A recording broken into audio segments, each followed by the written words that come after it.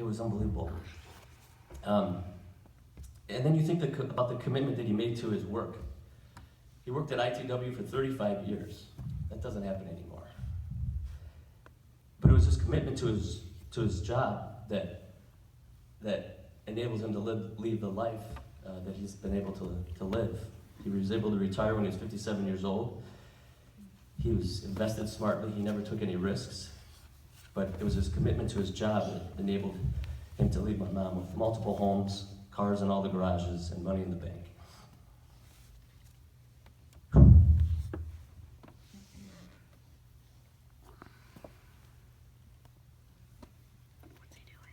And then you think about the most important commitment he made, which was to my mom.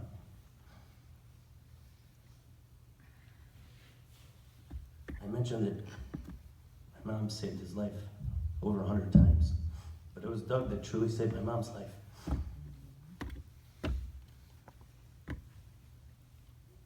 And when they met in 1983, my mom had two things: a boat and some baggage. And by boat, I don't mean yacht. I mean a 1976 Malibu that was the size of this altar up here. It was a horrible car. It was so bad that when Doug finally bought my mom a new car, she gave it to her sister Kath. And Kath said, "I don't know if my dock is big enough for this boat." Her kids were so young at the time, but they refused to be dropped off anywhere near the school.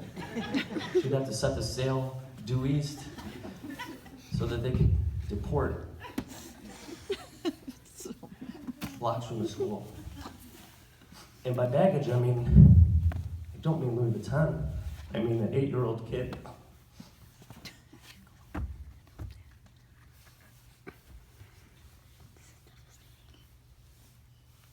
It was a commitment that he showed my mom and me over the last 32 years that I'll never forget. Enabled me to be a great father and a great husband as well. Talk about confidence. For those of you that know me, I've had an interesting career path. Definitely. And you can imagine that when I graduated college, I had a sort of a normal job, I guess. And when I decided to shift paths, you can imagine when I talked to my friends and family about changing jobs, they said I was crazy. And then I can never forget the day that I sat my mom and Doug down and said, I'm going to stop my trading job, and I'm going to invent a putter. My mom turned white and her jaw hit the table, and she said, "You don't know anything about manufacturing or golf?" And Doug said, "I think you can do it, and I'll be an investor."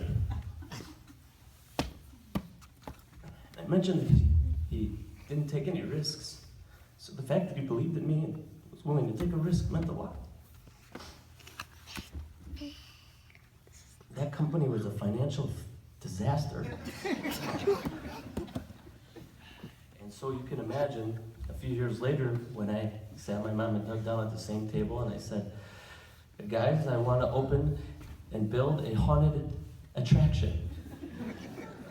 My mom's jaw hit the table again. She turned white as a ghost. I thought maybe I could use her as a prop.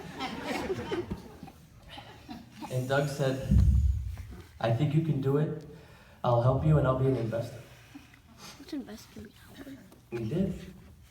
He helped me in the parking lot for 3 years. They delayed going back to Arizona so that he could work the parking lot. At the end of October, he got sick every time because it was cold and rainy, but he did it.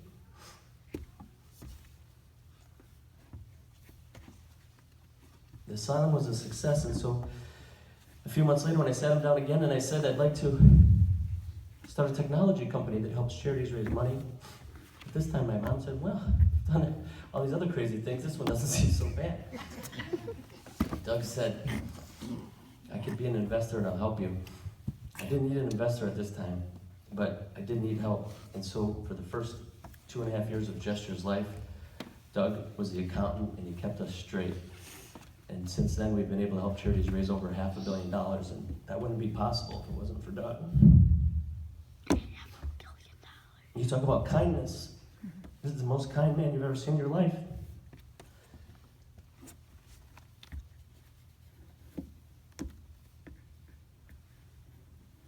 The way he's treated only my mom, me, and my family. He's helped his sister an awful lot in life. He's helped all of you an awful lot in life. After he retired, he dedicated his time to JDRF,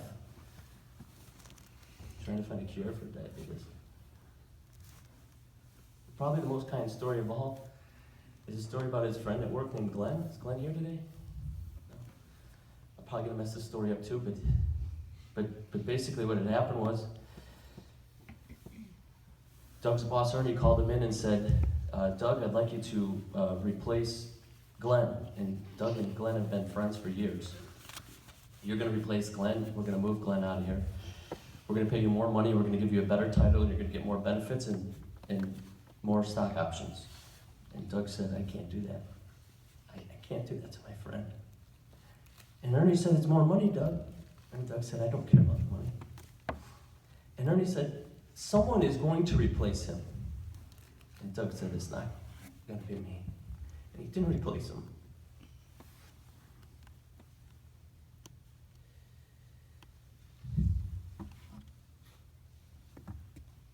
Even after he got diagnosed with pancreatic cancer some weeks ago, he was still able to teach me one last lesson.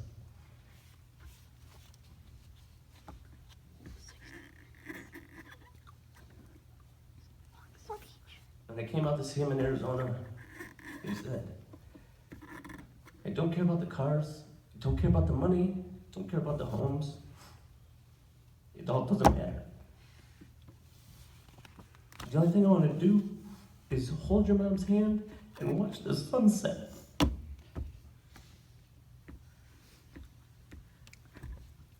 It's little things in life that matter. And we can't forget that. In the last couple weeks, he sat me down and he didn't talk about how much pain he was in. He didn't talk about how tired he was. He didn't talk about why me. He just wanted me to make a commitment, not a promise, a commitment that I would take care of my mom. That was all he cared about. What's a commitment? And so, Mom, when I tell you you can't drive to Arizona anymore, when I tell you I want you to move closer to us and the boys and I, it's not because we want fresh-baked carrot cake. It's because I made a commitment to Doug to take care of you, and I got you now, Mom. I love you, Doug. Thank you, guys.